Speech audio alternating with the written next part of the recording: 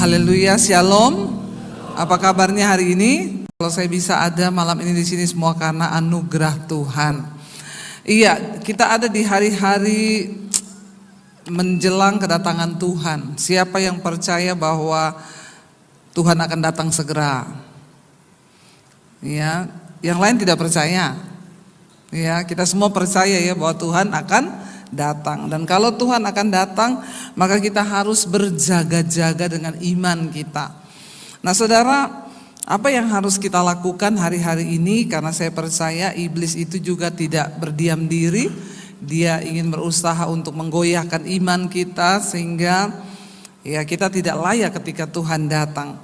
Tapi saya percaya orang-orang yang menanti-nantikan Tuhan, kita ini diberi kekuatan yang baru untuk terus melihat dan percaya bahwa Tuhan ada bersama-sama dengan kita. Kita buka bersama 1 Petrus pasal yang ke-5 saudara. Kita baca ayat yang ke-6 sampai ayat yang ke-11. Ini yang harus kita lakukan di hari-hari yang terakhir agar iman kita semakin kuat ya di tengah-tengah keadaan zaman yang semakin tidak menentu. 1 Petrus pasal yang ke-5 ayat 6 sampai ayat yang ke-11 kita baca dulu yang ayat yang ke-6, baca bersama 1, 2, 3. Karena itu rendahkanlah dirimu di bawah tangan Tuhan yang kuat, supaya kamu ditinggikannya pada waktunya. Sampai di situ dulu. Ayat ini berkata, yang pertama supaya kita ini kuat menghadapi hari-hari yang jahat. Tidak ada pilihan lain saudara, selain yang pertama dikatakan rendahkanlah dirimu di bawah tangan Tuhan yang kuat supaya kamu ditinggikannya pada waktunya. Siapa yang mau ditinggikan Tuhan?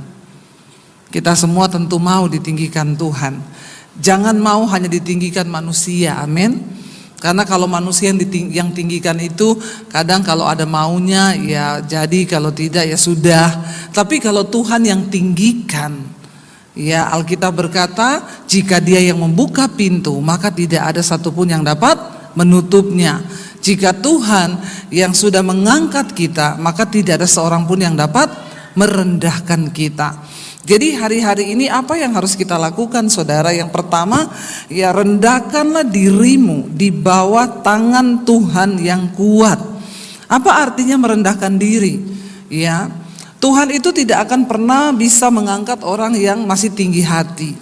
Tuhan gak akan pernah bisa mengangkat orang yang sombong.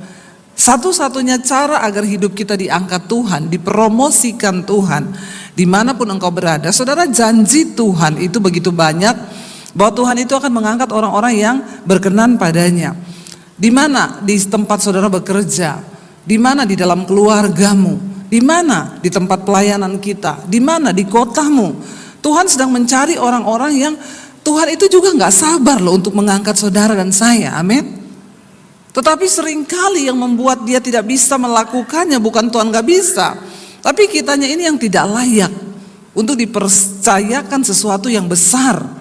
Ya, dikatakan rendahkan dirimu di bawah tangan Tuhan. Hanya orang-orang yang datang merendahkan diri kepada Tuhan yang bisa ditinggikan oleh Tuhan. Selama kita masih sombong, apalagi di hadapan Tuhan, maka kita nggak mungkin akan ditinggikan oleh Tuhan, saudara. Apa artinya rendahkan dirimu di bawah tangan Tuhan yang kuat, saudara? Yang pertama, lakukan segala sesuatu di dalam nama Tuhan Yesus Kristus, amin. Karena banyak orang hari-hari ini bekerja, tapi mereka tidak melibatkan Tuhan. Ya, mari Alkitab berkata, diberkatilah orang yang mengandalkan Tuhan, tapi terkutuklah orang yang mengandalkan kekuatannya sendiri. Kenapa banyak orang Kristen hidupnya terkutuk? Kita berkata begini, saya ini tidak bikin dosa loh. Saya tidak selingkuh, saya tidak berzina, saya tidak judi, saya tidak rokok, saya tidak pergi ke pohon beringin untuk berdoa. Tapi kok kayaknya hidup saya ini seperti terkutuk. Kenapa saudara? Karena Alkitab dengan jelas berkata, terkutuklah orang yang mengandalkan dirinya sendiri, yang mengandalkan kekuatannya, yang mengandalkan kepintarannya, yang mengandalkan ya keakuannya sendiri. Tapi diberkatilah orang yang mengandalkan Tuhan. Contoh simpel, apapun yang kita mau lakukan, Libatkan Tuhan, saudara. Bapak-bapak, ya bukan berarti ketika kita kaya kita nggak lagi mengandalkan Tuhan loh. Saudara mau berbisnis, libatkan Tuhan di dalam bisnismu. Jangan pernah kau putuskan dengan kekuatanmu sendiri. Orang yang merendahkan diri di kaki Tuhan, dalam segala perkara dia bawa di dalam doa. Ya, saudara mau beli rumah, bawa dalam doa, amin. Apalagi yang nggak punya duit, harus bawa dalam doa. Sedangkan yang punya duit harus berdoa, apalagi yang tidak punya duit, itu lebih lagi doanya harus kenceng ya. Jadi saudara, bukan soal kita miskin atau kaya. Mau kita kaya, mau kita miskin, apapun yang kita lakukan, bawa di dalam doa. Tanya Tuhan dan berani berkata, Tuhan, kalau ini bukan rencanamu, gagalkan dalam nama Tuhan Yesus. Amin. Bapak-bapak pernah ada yang berdoa begitu? Ada ya? Itu tanda kita ini sungguh-sungguh mengandalkan Tuhan. Yang pacaran, yang muda-muda, ya, seberapa besar pun cintamu, kau harus berani berdoa, Tuhan, kalau ini bukan jodoh dari Tuhan, maka putuskan dalam nama Yesus. Amin. Jangan ngebet, dalam nama Yesus tetap dia jadi jodohku. Apapun yang terjadi, dia jadi jodohku. Itu namanya kau memaksa diri. Ya, jangan saudara. Dan orang-orang yang belajar merendahkan diri, mengandalkan Tuhan, mengandalkan keputusan Tuhan, mereka pasti akan berbahagia. Amin. Saya selalu bilang sama anak saya, ingat ya, di hidup ini hormati Tuhan. Kalau kau hidup menghormati Tuhan, maka engkau pasti diberkati dan pasti Tuhan tinggikan engkau. Tapi kalau kau tidak menghormati Tuhan, maka jangan mimpi, ya, jangan mimpi. Mau sekaya apapun engkau orang tuamu, kalau kau tidak menghormati Tuhan, saudara, nasibmu kasihan. Saya percaya orang-orang di Semarang ini semuanya menghormati Tuhan. Insya Allah. Ya, kita harus menghormati Tuhan. Tandanya apa? Dalam hidup ini kita menjauhi dosa. Orang-orang yang sombong, ya, mereka terus melakukan dosa tanpa berpikir, dipikir Tuhan tuh enggak tahu, dipikir Tuhan tuh enggak lihat. Ya, saya percayalah di gereja sini sudah enggak ada lah yang selingkuh-selingkuh. Amin. Aminnya kok enggak rela ya. Masa di Semarang ada yang selingkuh? Ada apa enggak? Ada ya? Banyak atau tidak? Tapi memang dosa perselingkuhan ini di mana-mana ada. Ya, bukan cuma di kalangan artis terjadi kawin cerai, perselingkuhan. Ini menebar ke semua sisi perselingkuhan ini, bukan cuma dari artis, pejabat, sampai ke pembantu, tukang ojek, semua kena yang namanya roh persinahan ini.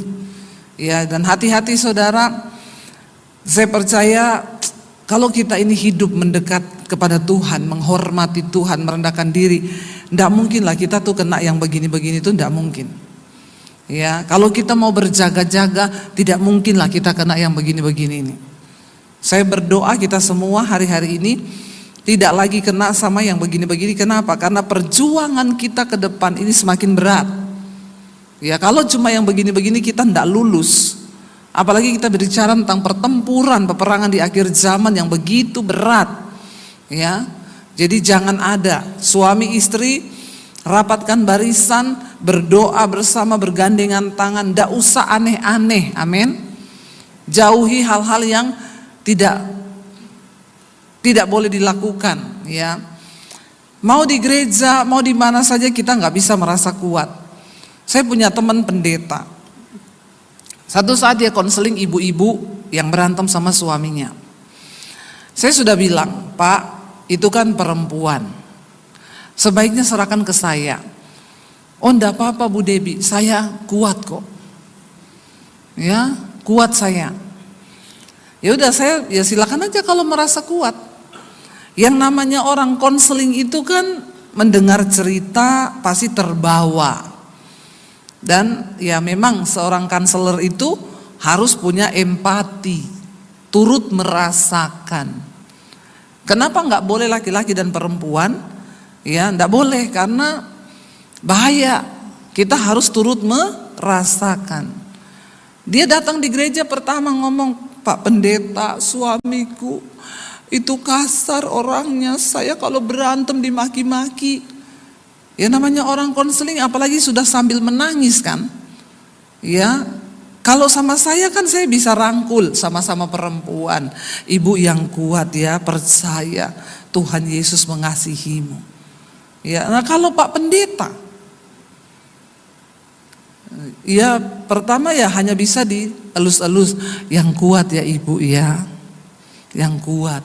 Ibu kuat, bapak tidak kuat. Ini masalahnya.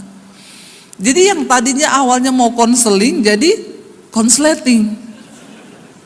Nah ini bahaya saudara.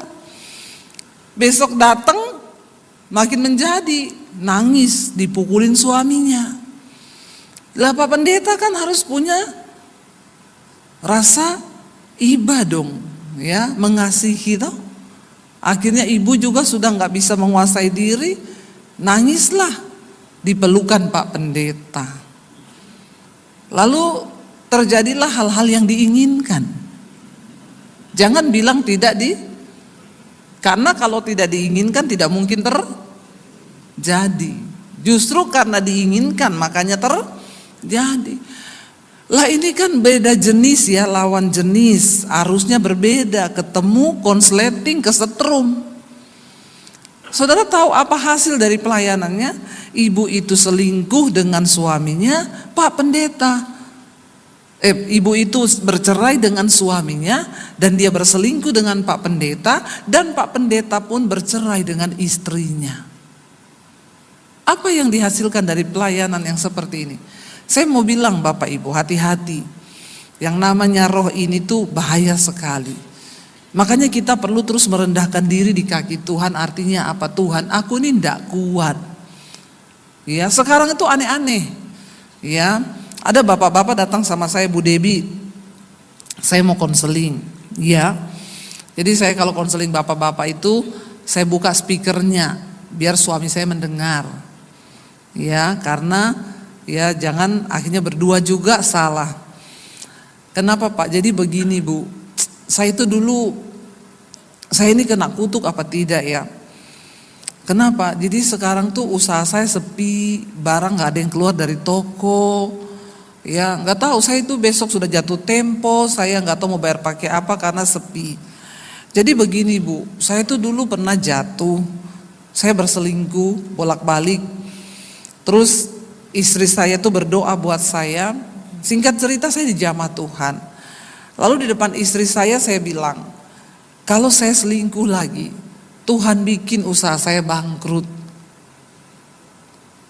Terus, nah sekarang ini Bu saya ini kayaknya mau bangkrut. Jadi saya tanya kan, berarti sekarang Bapak selingkuh lagi? Orang tuh kalau konseling kadang main Pak, apa ya? Kayak orang main biliar tuh bola sudut ya. Tembaknya ke sana padahal sasarannya ke sini. Nah kita ini hamba Tuhan harus lebih pintar dari mereka Pak. Ya karena banyak setan-setan yang pura-pura ini. Saya kan sebenarnya gampang aja tinggal datang, Bu saya ini selingkuh. Selesai toh. Dia bilang saya pernah berdoa dulu Bu, Tuhan kalau saya selingkuh lagi bikin usaha saya bangkrut. Jadi saya tanya, jadi Bapak ini sekarang selingkuh? Ya bagaimana ya Ibu ya?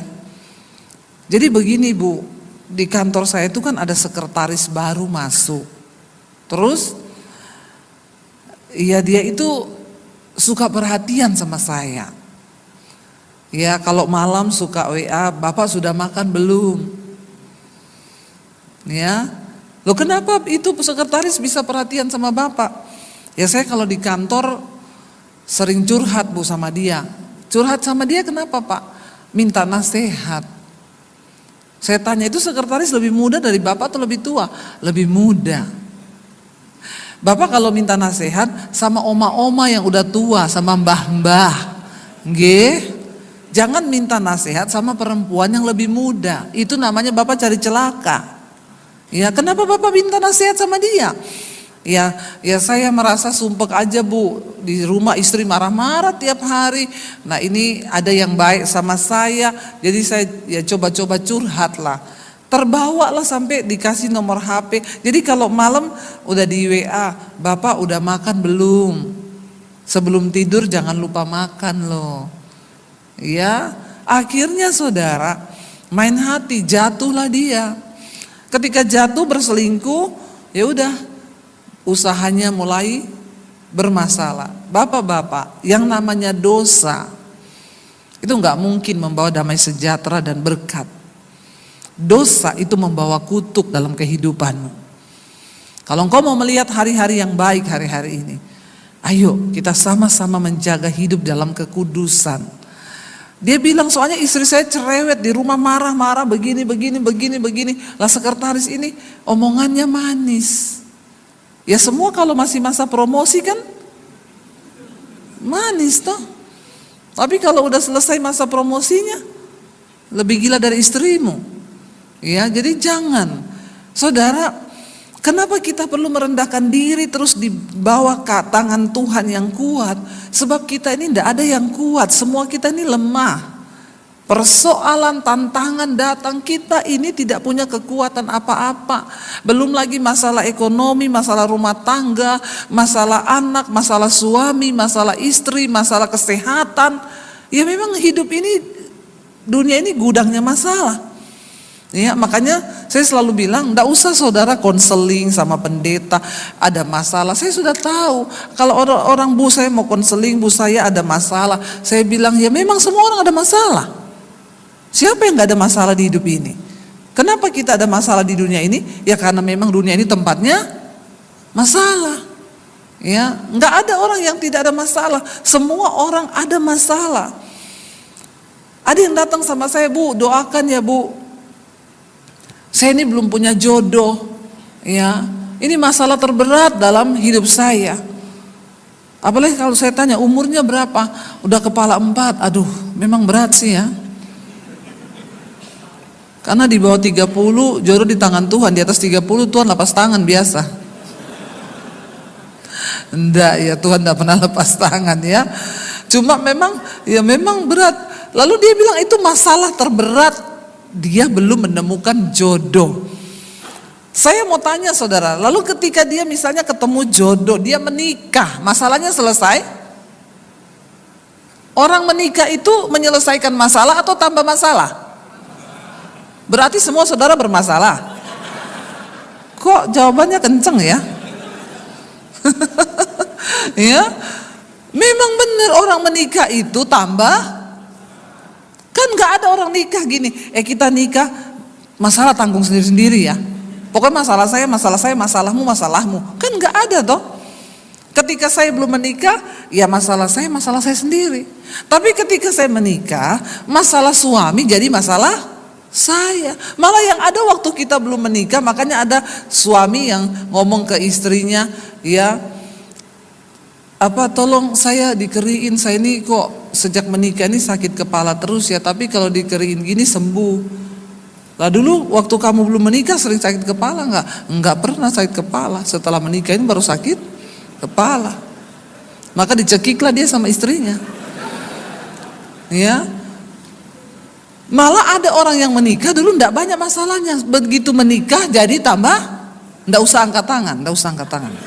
Tahan dirimu, tahan ya. Banyak yang datang ke saya, Bu, saya pikir dulu ketika saya menikah ini saya bahagia, Bu. Ternyata, Bu, setelah menikah, astaga, Bu, hidup saya ya sudah dijalani aja. Sudah terjadi, nggak bisa mundur, berdoa.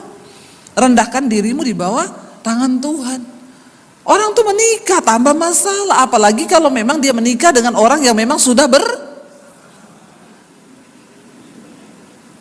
bahaya loh. Keluarganya bermasalah, orangnya bermasalah, lalu kita nikah, ya sudah itu paket komplit, ya spesial pakai telur, sudah itu masalah datang. Makanya yang muda-muda tolong saya berdoa supaya jangan bilang cinta itu buta, waktu jatuh cinta itu meleo. meleo. Kalau udah nikah baru buta. Ya, kalau baru mau pacaran buka mata lebar-lebar.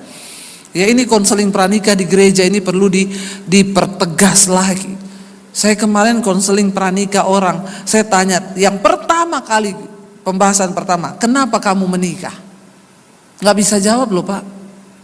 Dan begitu banyak orang menikah itu tidak tahu alasannya kenapa dia.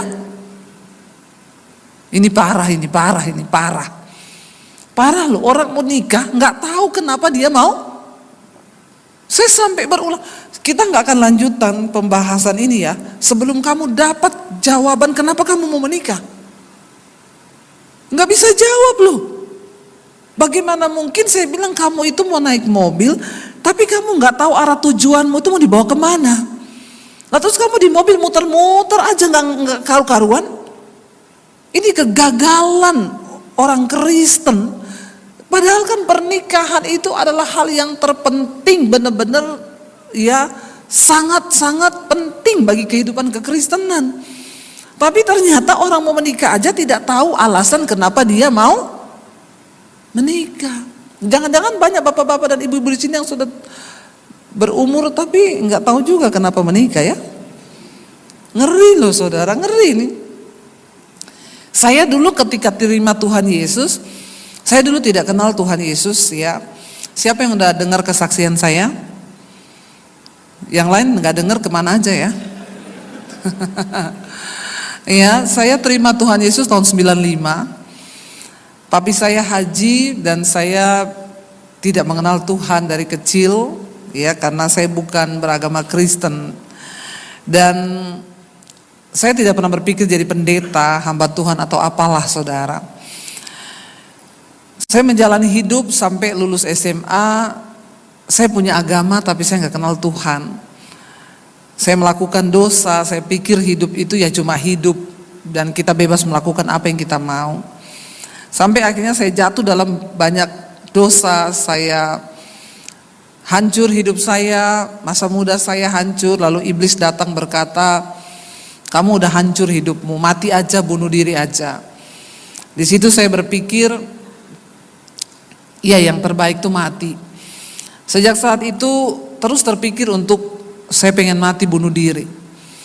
Ya, dan sering kali iblis datang, apalagi papi saya itu galak, ya kalau mukul tuh suka, wah sampai biru-biru badan saya dihajar sama papi saya. Tapi mami saya bilang kamu mengerti aja kenapa papi seperti itu, karena dia punya banyak pegangan. Papi saya punya banyak ilmu, salah satu yang sangat mempengaruhi karakternya sampai dia marah-marah karena dia punya ilmu kebal. Sejak dia pegang ilmu itu tiap hari marah. Jadi di sini kalau ada bapak-bapak yang marah-marah itu pasti ada ilmu kebal. Fix ya. Itu bukan dari Tuhan.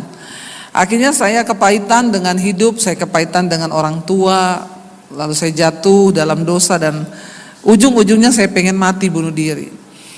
Tapi di saat itulah saya bertanya, apakah Tuhan itu ada? Kalau memang Tuhan ada, siapa Tuhan itu sebenarnya? Iman sebiji sesawi itu bisa memindahkan gunung dalam hidupmu. Artinya apa? Ketika ada sebuah pertanyaan tentang Tuhan dan engkau ingin mengenal siapa Tuhan itu adalah iman yang hanya sebiji sesawi yang kecil sekali, tapi itu diperhitungkan Tuhan. Karena saya berpikir mau mati, lalu saya mulai bertanya, kalau saya mati saya kemana? Ya, apakah surga itu ada? Apakah neraka itu ada? Tapi kenapa saya nggak tahu bagaimana tentang jalan hidup ini? Lalu ada sebuah kerinduan untuk mencari siapa Tuhan itu. Saya sudah tulis surat ya buat orang tua saya minta maaf kalau saya banyak dosa begini-begini, tapi ini jalan yang terbaik. Saya minta maaf sama papi mami kalau saya mengakhiri hidup saya dengan bunuh diri. Bagi saya ini yang terbaik karena saya tahu tidak ada orang yang sayang sama saya. Tapi malam itu saya tantang Tuhan, saya bilang sebelum saya mati bunuh diri, saya tuh pengen ketemu Engkau yang menciptakan saya ke dunia ini. Siapa Engkau yang sebenarnya? Di situ saudara saya menangis di kamar saya dan tiba-tiba Tuhan itu mendatangi saya secara pribadi. Dia datang menjamah saya, Dan saya tahu saya dijamah Tuhan, kenapa? Karena Alkitab berkata ketika Roh Kudus itu turun atas seseorang, maka Roh Kudus itu akan menginsyafkan orang itu yang pertama akan dosa, kebenaran, dan penghakiman. Saya tiba-tiba mengalami lawatan Tuhan, saya menangis sejadi-jadinya karena saya merasa untuk pertama kalinya saya ini kotor dan saya ini orang berdosa. Seringkali orang tidak merasa dirinya itu kotor, dia nggak merasa dia berdosa. Tapi perjumpaan dengan Tuhan selalu diawali dengan penyangkalan diri yang merasa bahwa aku ini kotor Tuhan, aku ini berdosa. Lalu dari situ saudara, saya nangis berjam-jam.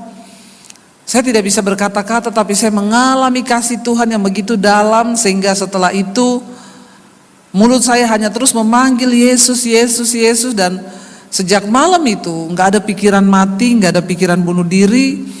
Yang ada di benak saya cuma saya pengen kenal Tuhan Yesus itu. Lalu saya cari gereja, sembunyi-sembunyi. Dulu saya pelatih senam aerobik, saudara. Percayalah, saya pernah kurus dulu. Saya pakai baju senam, saya cari gereja. Saya ikut ibadah, setelah itu saya pulang. Lalu saya bawa Alkitab. Rasa lapar dan haus akan Tuhan. Waktu saya dikasih Alkitab, saya baca Alkitab di rumah itu 1 hari 6 sampai 7 jam. Saya baca dengan lapar dan haus. Saya yakin tidak ada orang Kristen yang seperti itulah. Ya Pak, ya. Siapa yang baca Alkitab tiap hari? Bagaimana mungkin membaca saja aku sulit. Ya, banyak orang Kristen gak baca Alkitab. Saya waktu itu baca Alkitab di kamar mandi. Ya, saya tutup pintu kamar mandi, saya tutup pintu kamar karena saya takut ketahuan. Saya simpan Alkitab itu berubah-ubah tempat. Hari ini di bawah kolong, besok di atas lemari, besok di bawah pakaian, karena saya takut ditemukan sama papi saya. Papi saya itu punya pedang panjang 1,5 meter di bawah kolong tempat tidur. Tiap hari dia asah itu pedang. Dari kecil saya sudah diwanti-wanti, jangan pernah berteman dekat dengan orang Kristen. Laki-laki, jangan jatuh cinta sama pria Kristen. Apalagi kalau kamu sampai menikah dengan orang Kristen. Dengar baik-baik, papi bilang ya, lebih baik papi masuk penjara, papi bunuh kamu daripada kamu bikin malu keluarga. Jadi saya tidak pernah jatuh cinta sama cowok Kristen, nggak berani. Padahal yang ganteng-ganteng itu cowok Kristen. Amin. Yang bertobat. Yang nggak bertobat sama aja mirip setan. Jadi saudara, saya takut. Nah ketika saya terima Tuhan Yesus, ketakutan itu tiap hari saudara. Tapi saya bersyukur, saya baca Alkitab di tengah ketakutan saya, aniaya itu aniaya loh, aniaya saudara. Saya harus baca Alkitab di kamar mandi. Ya, nanti kalau orang datang saya stop lagi, saya sembunyi pura-pura siram air supaya didengar lagi apa gitu ya. Memang Alkitab firman Tuhan berkata, iman itu bertumbuh dari aniaya dan pembacaan firman Tuhan. Makanya orang Kristen tuh kalau nggak ada aniaya, imannya nggak tumbuh. Saya doakan supaya saudara dianiaya. Aniaya itu bukan cuma mau dibunuh, ya. Kita mengalahkan daging ini aniaya. Kita difitnah nggak bisa balas. Kita suruh memberkati orang yang berbuat jahat sama kita, itu aniaya. Dan itu bikin iman kita tumbuh. Makanya orang Kristen itu kalau sudah nggak ada aniaya, ya nggak tumbuh imannya. Masalah yang datang itu bisa jadi aniaya untuk membawa iman kita semakin bertumbuh. Lalu saudara, saya mulai bertumbuh dalam iman. Saya baca Alkitab. Singkat cerita, saya mengalami perubahan hidup. Semua Tuhan ubahkan. Dari cara berpakaian saya dulu pelatih senam aerobik saudara. Makin seksi makin bangga dulu. Tapi ketika saya bertobat, saya tahu, aduh itu menjadi hal yang sangat menjijikkan. Makanya kalau saya lihat orang Kristen sekarang, udah Kristen tapi pakai baju, ya, apa ya, semuanya di ler gitu ya. Pahanya di ler, masa lebih mahal Kentucky paha ayam daripada pahamu? Ya jangan dipamerin, jangan makanya sekarang tuh roh persinahan bekerja luar biasa. Apalagi kalau ke gereja, di sini mungkin nggak ada, di Jakarta banyak. pakai setali ke gereja, ya pakai you can see. Nanti kalau dia memuji Tuhan diangkat tangan begini, kasihan yang di sebelahnya. Ya, tapi ketika saya terima Tuhan Yesus, Tuhan ubahkan saya. Semua karakter-karakter yang tidak berkenan. Dulu saya paling malas di rumah, saya jadi rajin. Dulu saya paling emosian, suka berantem, suka marah. Saya jadi sabar, saya nggak berantem lagi dengan adik saya, dengan kakak saya. Pokoknya saya berubah, saudara, ya. Berubah itu 180 derajat, jangan 360 balik lagi loh. Lalu saya mengucap syukur, Tuhan ubahkan saya sampai akhirnya ketika saya ngaku di depan papi saya, 1 tahun saya berhasil menyembunyikan iman saya. Sampai akhirnya saya dapatkan satu ayat yang berkata bahwa dengan mulut, dengan hati orang percaya, dengan mulut dia mengaku, maka dia akan dibenarkan dan diselamatkan. Selama ini saya cuma dengan hati percaya, tapi mulut saya tidak mengaku. Bahkan saya pernah ke gereja berpapasan dengan papi saya lempar Alkitab saya, saudara, di rumput-rumput waktu itu. Saya ingat sekali, karena saya takut ketahuan. Habis itu saya merasa menyesal, kenapa saya berdosa, Alkitab saya buang. Karena saya takut sama papi saya. Lalu saya mulai berdoa, saya bergumul 3 bulan lamanya saya doa puasa. Saya cuma minta satu, Tuhan beri saya keberanian untuk ngomong bahwa saya sudah menerima Yesus sebagai Tuhan dan Juru Selamat. Akhirnya saya ngomong di depan keluarga saya bilang, papi saya mau minta izin, saya mau ke gereja.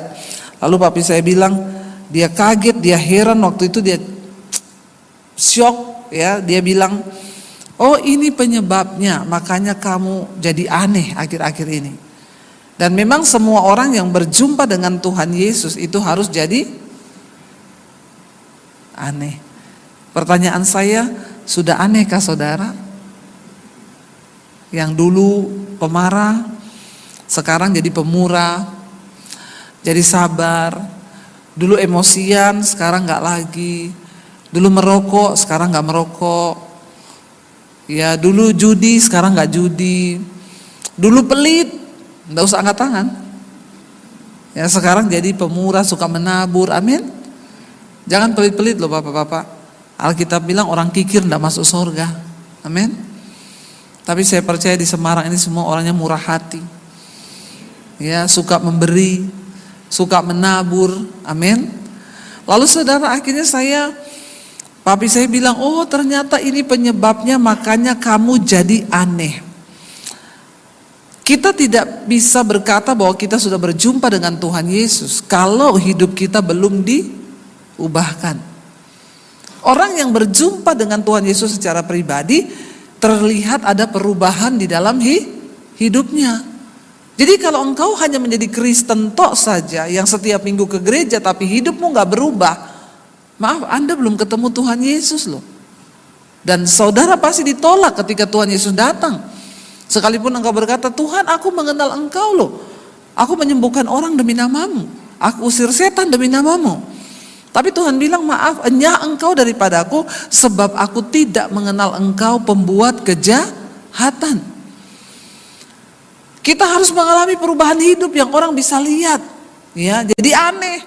Dulu pelit sekali, sekarang ada keluarga yang susah ditolong.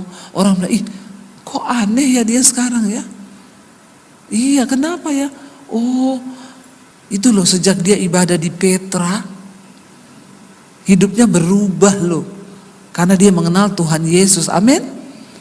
Jangan sampai orang bilang, itu kan ke gereja tiap minggu di Petra, tapi pelitnya, auzubillahi minasyaitonirrahmanirrahim. Ya, Bapak Ibu, itu dulu perubahan yang harus terlihat. Kalau beli di pasar, ndak usah ditawar, amin.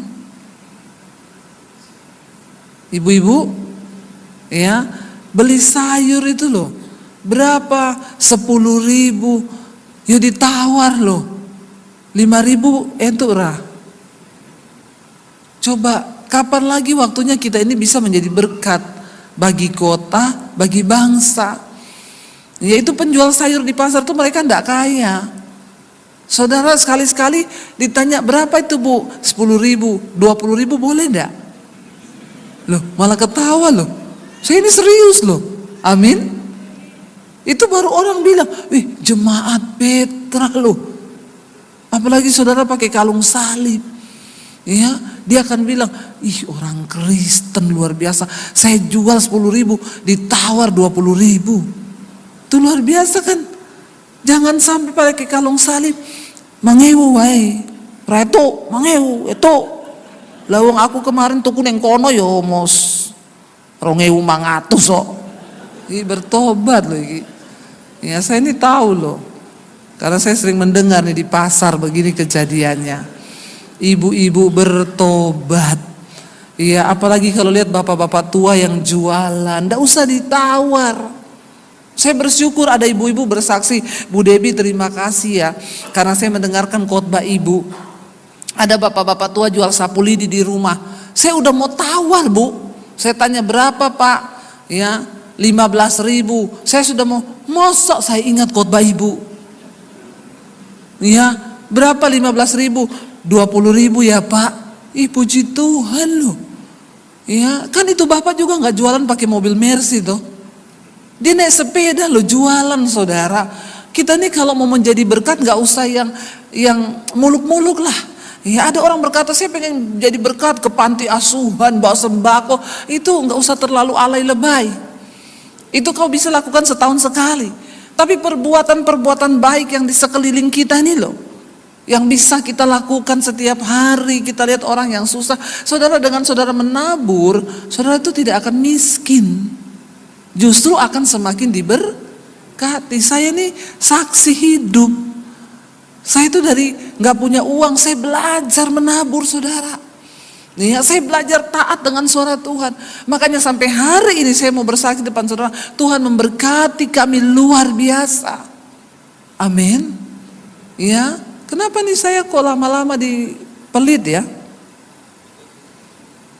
Tapi bukan karena banyak orang pelit loh di sini, amin. Ya, kita semua mau. Hanya orang yang rajin menabur hari-hari ini mereka yang akan melihat pemeliharaan Tuhan. Lalu saya mulai mengalami perubahan, saudara.